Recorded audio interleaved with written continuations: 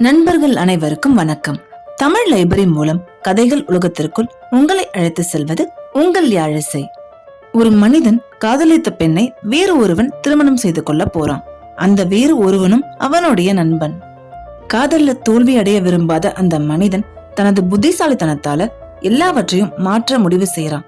அவன் என்ன செய்தான்? இறுதியில என்ன நடந்தது? இதை தெரிஞ்சுக்க இன்னைக்கு நம்ம கேட்க போற புகழ்பெற்ற நகைச்சுவை சிறுகதை தான் ஐக்கி ஸ்டோன்ஸ்டீனின் காதல் மருந்து, தி லவ் ஃபில்டர் ஆஃப் ஐக்கி ஸ்டோன்ஸ்டீன். வாங்க கதைக்குள்ள போகலாம். நியூயார்க் நகரத்தின் பரபரப்பான பகுதியில ப்ளூ லைட் ட்ரக் ஸ்டோர் என்ற ஒரு சிறிய மருந்தகம் இருந்துச்சு. அந்த மெடிக்கல் ஷாப்ல தான் இரவு பணியாளரா ஐக்கி ஸ்டோன்ஸ்டீன் வேலை செய்துட்டு வந்தான். அவன் ஒரு சாதாரண ஃபார்மஸ்ட் மட்டும் கிடையாது. அந்த பகுதி மக்களுக்கு நல்ல நண்பன், ஆலோசகர், நம்பிக்கையானவன்.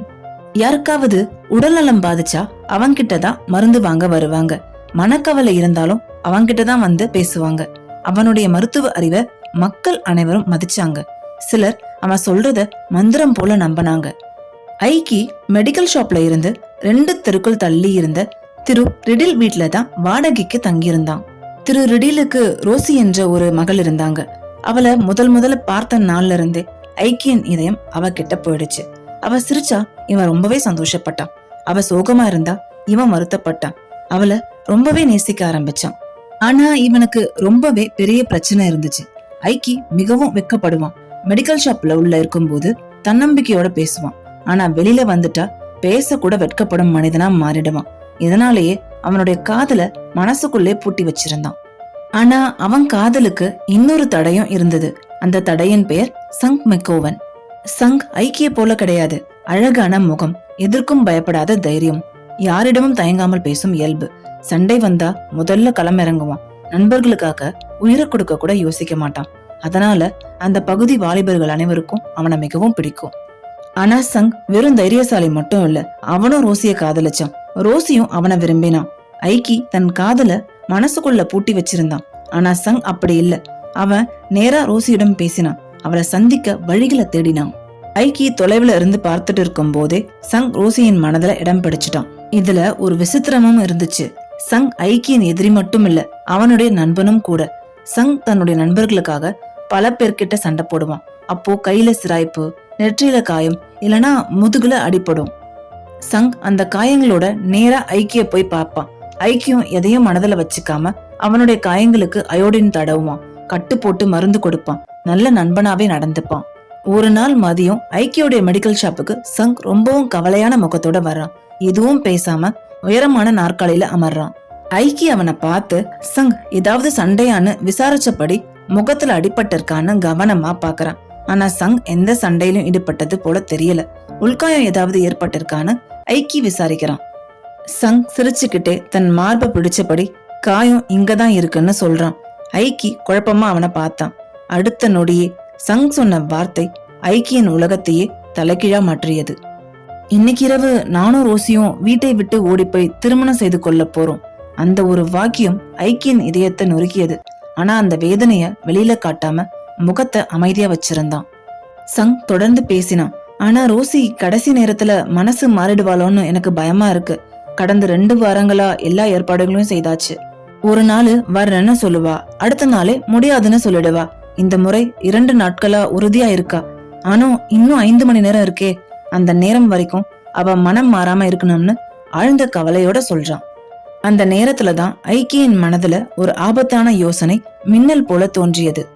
சங் மேலும் தொடர்ந்தான். ரோசியோட அப்பா ரிடில் கிழவருக்கு என்ன பிடிக்கவே பிடிக்காதுன்னு ரொம்பவே வருத்தப்பட்டான். நான் வாரத்துக்கு $20 சம்பாதிக்கிறேன். என்னோட வந்த பிறகு ரோசிய ஒரு நாளும் நான் வருத்தப்பட விட மாட்டேன்னு அவன் சொல்றான். ஐக்கி அமைதியா அவன் பேச்ச கேட்டுட்டு இருந்தான். அவனது இதயம் உடைந்திருந்தாலும் முகத்துல எந்த உணர்ச்சியும் காட்டல. சில நொடிகள் கழிச்சு ஐக்கி சொன்னான், சங் கொஞ்சம் மன்னிச்சுக்கோ, ஒரு மருந்து தயாரிக்கணும். அப்போ திடீர்னு சங் ஏதோ நினைவுக்கு வந்தது போல ஐக்கிய பார்த்து, உன்கிட்ட ஒரு விஷயம் கேட்கணும். ஒரு பெண்ணுக்கு கொடுத்தா அவளுக்கு உன்னை இன்னும் அதிகமா பிடிக்கும்படி செய்யும் ஏதாவது காதல் மருந்து இல்லனா பொடி மாதிரி இருக்கான்னு கேட்கிறான். ஐக்கி அவனை நேரா பார்த்தான். அவனுடைய உதட்டுல ஒரு சிறிய இகழ்ச்சி புன்னகை தெரிஞ்சது. இப்படியும் யாராவது நம்புவாங்களான்னு மனதுக்குள்ள நினைச்சான். ஆனா பதில் சொல்லாம அமைதியா இருந்தான். ஆனா சங் அதை கவனிக்காம தன்னுடைய நண்பன் டிம் லேசி ஏதோ ஒரு டாக்டர் கிட்ட காதல் மருந்து வாங்கி அத சோடாவுல கலந்து கொடுத்து தன்னுடைய மனைவியை திருமணம் செஞ்சுக்கிட்டு இப்போ நல்லபடியா வாழறதா ஒரு கதைய சொன்னான். சங் உண்மையிலேயே ஏமாற்ற நினைக்கிறவன் கிடையாது. ரோசி கடைசி நேரத்துல மனசு மாறிடுவாளோங்கிற பயம் அவனை இந்த கேள்வியை கேட்க வச்சுது. சங் ஐக்கிய பார்த்து மெதுவா, அந்த மாதிரி ஒரு பொடி கிடைச்சா இன்னைக்கு இரவே ரோசி வீட்டுக்குள்ள நுழைஞ்சு எப்படியாவது அவளுக்கு தெரியாம சாப்பாட்டுல கலந்து கொடுத்துருவேன். அது அவளுடைய மனதை உறுதிப்படுத்தி கடைசி நேரத்துல நம்ம திட்டத்தை விட்டு விடாம இருக்க உதவும்னு சிரிச்சபடி சொன்னான். உண்மைய சொல்ல போனா ரோசி அழைச்சிட்டு போக எனக்கு யாருடைய உதவியும் தேவையில்லை. ஆனா பொண்ணுங்க ஓட ஆரம்பிக்கிறத காட்டிலும் கடைசி நிமிஷத்துல மனசை மாத்திக்கிறதுலதான் ரொம்பவும் திறமையானவங்க. அந்த பொடி 2 மணி நேரம் வேலை செஞ்சா போதும், எங்க கல்யாணம் நல்லபடியா நடந்துரும்னு அவன் சொல்றான். ஐக்கி சில நொடிகள் எதுவுமே பேசல. அவனுடைய மனசுக்குள்ள 2 உணர்ச்சிகள் போராடுச்சு. ஒரு புறம் நண்பன், மறுபுறம் தான் உயிராக காதலித்த ரோசி. அந்த போராட்டத்துல பொறாமை வெற்றி பெற்றது. மெதுவா மூக்கை தடவைப்படி அவன் சொன்னான், சங், இப்படிப்பட்ட மருந்துகள் மிகவும் கவனமாதான் கையாளணும். யாருக்கும் நான் இந்த கொடுக்க மாட்டேன். நீ என் நண்பன், உன்னை நான் நம்புறேன். உனக்காக மட்டும் அந்த பொடியை தயாரித்து தரேன்னு சொல்றான். சங்கின் முகத்துல உடனே நம்பிக்கை பிறக்குது. அவன் மகிழ்ச்சியில ஐக்கியின் கையை பிடிக்கிறான். ஆனா அந்த நேரத்துல ஐக்கியின் மனதுல ஓடிய திட்டம் சங்குக்கு தெரியவே தெரியாது. ஐக்கி அமைதியா மருந்துகள் தயாரிக்கப்படும் உயரமான டேபிளுக்கு பின்னாடி போறான். சங் ஆர்வத்தோட அவன் செய்யறத பார்த்தபடி இருந்தான். ஆனா ஐக்கி காதல் மருந்து எதுவும் தயாரிக்கல. அவன் ஒரு சிறிய பாட்டில்ல இருந்து 2 மாத்திரைகளை எடுத்து உரல்ல போட்டு பொடியா நசுக்கினான். அந்த பொடி அதிகமா தெரியறதுக்காக பாலும் சர்க்கரையும் சேர்த்து வெள்ளை நிற கவர்ல அதை அழகா பேக் பண்ணான். ஆனா அது காதல் மருந்து கிடையாது. சொல்ல போனா அந்த மருந்து சாப்பிடறதுனால யாருக்கும் எதுவுமே ஆகாது. இரவு முழுக்க எந்த கவலையும் இல்லாம நிம்மதியா தூங்கலாம். ஏன்னா அது தூக்க மருந்து. அந்த மருந்து பாக்கெட்டை சங்கு கிட்ட கொடுத்து, முடிஞ்சா ஏதாவது ட்ரிங்க்ஸ்ல கலந்து கூடன்னு மட்டும் சொல்றான். சங் அந்த மருந்தை தன்னுடைய ஷர்ட் பாக்கெட்ல வச்சுட்டு, ஐக்கி, உன்னாலதான் இன்னைக்கு என்னுடைய வாழ்க்கைய நல்லபடியா அமைய போகுதுன்னு ரொம்பவே நன்றின்னு சொல்றான். ஐக்கி ஒரு சிறிய புன்னகை மட்டும் செய்தான். ஆனா அந்த புன்னகைக்கு பின்னால மறைந்திருந்தது பொறாமை மட்டும்தான். சங் மகிழ்ச்சியோட மெடிக்கல் ஷாப்பை விட்டு வெளியில போனான். ஐக்கி ஒரு நொடி கூட வீணாக்காம உடனே வெளியே ஓடி வந்தான். அருகில் இருந்த சிறுவன் அழைச்சி உடனே ரிடில் கிழவரை இங்க வர சொல்லுன்னு செய்தி அனுப்புறான். சில நிமிடங்கள்ல ரோசியின் தந்தை திரு ரிடில் கோபமான முகத்தோட மெடிக்கல் ஷாப்புக்கு வந்தாரு. ஐக்கி எதையுமே அவர்கிட்ட மறைக்கல. இன்னைக்கு இரவு 9 மணிக்கு சங் மெக்கோவன் அவருடைய வீட்டுக்கு வந்து ரோசியை அழைச்சிட்டு போய் திருமணம் செய்து கொள்ள போற விஷயத்த தெளிவா சொல்லிடுறான். அத கேட்ட ரிடில் கிழவரோட முகம் சிவந்து போகுது. அவரு ஐக்கிய பார்த்து, நீ இந்த செய்திய சொன்னதுக்கு ரொம்பவே நன்றி. அந்த சோம்பேறி ஐரிஷ்காரன் என் மகளை தூக்கிட்டு போலான்னு நினைக்கிறானா? என்னோட இரட்டை குழல் துப்பாக்கியில தோட்டாக்கள் நிரப்பி காத்துட்டு இருப்பேன். அவன் என் வீட்டோட பின்புற தோட்டத்துல காலடி வைக்கட்டும். அவன் திருமண வண்டியில போக மாட்டான். ஆம்புலன்ஸ்ல ஹாஸ்பிட்டலுக்கு தான் போகணும்னு கோவமா சொல்லிட்டு அங்கிருந்து போயிடுறாரு. இப்போ ஐக்கி ஆழமா ஒரு பெருமூச்சு விட்டான். அவனுடைய மனதுல ஒரே ஒரு எண்ணம் தான், இப்போ சங் தப்பிக்க முடியாது. ரோசி தூக்க மருந்து குடிச்சிட்டு பல மணி நேரம் தூங்க போறா. ரிடில் கிழவர் துப்பாக்கியோட காத்திருப்பாரு. எந்த வழியிலும் திருமணம் நடக்காது. அவன் போட்ட திட்டம் வெற்றி பெற்றதா ஐக்கி நினைச்சான். அந்த இரவு மெடிக்கல் ஷாப்ல எல்லாமே வழக்கம் போல இருந்தது. வாடிக்கையாளர்கள் வந்து மருந்து வாங்கிட்டு போனாங்க. ஐக்கி அவங்களுக்கு தேவையான மருந்துகளை கொடுத்து அனுப்பினான். ஆனா அவனுடைய மனம் மட்டும் வேற இடத்துல இருந்துச்சு. மீண்டும் மீண்டும் கடிகாரத்தை பார்த்தான். அவன் இரவு முழுவதும் ஏதாவது செய்தி வருமானு காத்திருந்தான். யாராவது ஓடி வந்து சங் சுடப்பட்டான், ரிடில் கிழவர் வீட்டுக்கு போலீஸ் போயிருக்குன்னு செய்தி வருமானு எதிர்பார்த்தான். ஆனா எந்த தகவலும் வரல. அந்த தெருவுல எதுவும் நடக்காத மாதிரி அமைதியாவே இருந்தாங்க. அந்த அமைதியே அவனுக்கு இன்னும் அதிக குழப்பத்தை கொடுத்துச்சு. ஒரு நாள் காலை சரியா 8 மணிக்கு பகல் வேலையில பணிபுரியும் மருந்தாளர் கடைக்கு வந்தாரு. ஐக்கி உடனே அங்கிருந்து வெளியில புறப்பட்டான். நேத்து இரவு என்ன நடந்துச்சு அந்த கேள்விக்கான பதில தெரிஞ்சுக்க நேரா ரிடில் வீட்டுக்கு போக முடிவு செய்தான். ஆனா மெடிக்கல் ஷாப் விட்டு வெளியில வந்த அடுத்த நொடியே தெருவுல ஒரு வண்டி வந்து நின்னுச்சு. அதுல இருந்து ஒருவர் வேகமா குதிச்சாரு. நேரா ஓடி வந்து ஐக்கியின் கையை பிடிக்கிறாரு. அவரு சங் மெக்கோவன். அவனை பார்த்த உடனேயே ஐக்கி அதிர்ச்சியில உறைந்து போனான்.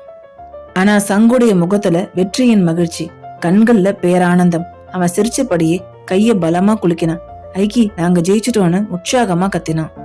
ஐக்கியால நம்பவே முடியல. சங் தொடர்ந்து பேசினான். ரோசி சரியான நேரத்துக்கு வந்துட்டா.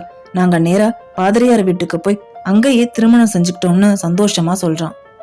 இப்போ அவ என் வீட்டுலதான் இருக்கா. இன்னைக்கு காலையில அவதான் எனக்கு சமைச்சு கொடுத்தா. நான் எவ்வளவு பெரிய அதிர்ஷ்டசாலின்னு சொல்லிட்டு எனக்கு பாலம் பக்கத்துல வேலை இருக்கு, நான் கிளம்புறேன்னு சொல்றான்.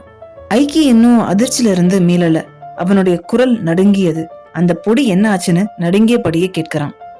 சங் சிரிச்சபடியே நடந்ததை சொல்ல ஆரம்பிச்சான். நேத்து இரவு ரிடல் வீட்டுக்கு போன உடனே ரோசி முகத்தை பார்த்த எனக்கு மனசு மாறிடுச்சு. அவதான் என்ன உண்மையா விரும்புறாளே, அவளுக்கு ஏன் அந்த மருந்து கலந்து கொடுக்கணும்? உண்மையிலேயே மனம் மாற வேண்டியது அவளுடைய அப்பா தானே. அதனால சரியான சந்தர்ப்பத்துக்காக காத்திருந்து வாய்ப்பு கிடைச்சதும் நீ கொடுத்த அந்த பொடிய ரிடல் கிழவரோட காஃபில கொட்டிட்ட. அதுக்கப்புறம் என்ன ஆச்சுன்னு தெரியுமா? சாப்பிட்ட முடிஞ்ச கொஞ்ச நேரத்திலேயே ரிடல் கிழவர் நல்லா தூங்க ஆரம்பிச்சிட்டாரு. அவருக்கு எதுவுமே தெரியல. ரோசியும் எந்த மறுப்பும் இல்லாம என் கூட வந்துட்டா. நாங்க சந்தோஷமா திருமணம் செஞ்சுக்கிட்டோன்னு அவன் சொல்றான். இந்த கதையை கேட்டுட்டு இருந்த ஐக்கி ஒரு வார்த்தை கூட பேச முடியல. அவன் போட்ட திட்டம் அவனுக்கே திரும்பிடுச்சு. ரோசியை தூங்க வைக்க கொடுத்த மருந்து அவன் அப்பாவை தூங்க வச்சிருச்சு. சங்க தடுக்க நினைத்த அவனுடைய திட்டமே அவனுடைய திருமணத்தை வெற்றிகரமா நடக்க காரணமாகிடுச்சு. சங் மறுபடியும் அவனுடைய கையை பிடிச்சுக்கிட்டு, நண்பா, எல்லாத்துக்குமே நன்றி. ஒரு நாள் கண்டிப்பா எங்க வீட்டுக்கு வா, நானும் ரோசியும் உனக்கு விருந்து வைக்கிறோம்னு மனப்பூர்வமா சொல்லிட்டு சந்தோஷமா தன்னுடைய வேலையை கவனிக்க அவன் போக ஆரம்பிச்சான். ஐக்கி மட்டும் அமைதியா அங்கேயே நின்னுட்டு இருந்தான். காதலை ஏமாத்தி வெல்ல முடியாது. உண்மையான அன்பு, நேர்மை, நம்பிக்கை, இதனால மட்டும்தான் காதலை ஜெயிக்க முடியும். பிறருக்காக நாம தூண்டும் குழியில சில நேரங்கள்ல நாமே விழுந்துடுவோம். அததான் நகைச்சுவையும் எதிர்பாராத திருப்பமும் கலந்து சொல்லும் ஓ என்றியின் சிறந்த கதைகளில் ஒன்றுதான் ஐக்கி ஷோன்ஸ்டீனின் காதல் மருந்து. இந்த வீடியோ உங்களுக்கு பிடிச்சிருக்குன்னு நினைக்கிறேன். பிடிச்சிருந்தா மறக்காம லைக் பண்ணுங்க, ஷேர் பண்ணுங்க. முக்கியமா தமிழ் லைப்ரரி சேனலை சப்ஸ்கிரைப் பண்ணிடுங்க. மீண்டும் அடுத்த ஒரு வீடியோல உங்களை சந்திக்கும் வரை உங்களிடமிருந்து விடைபெறும் நான் யாழிசை.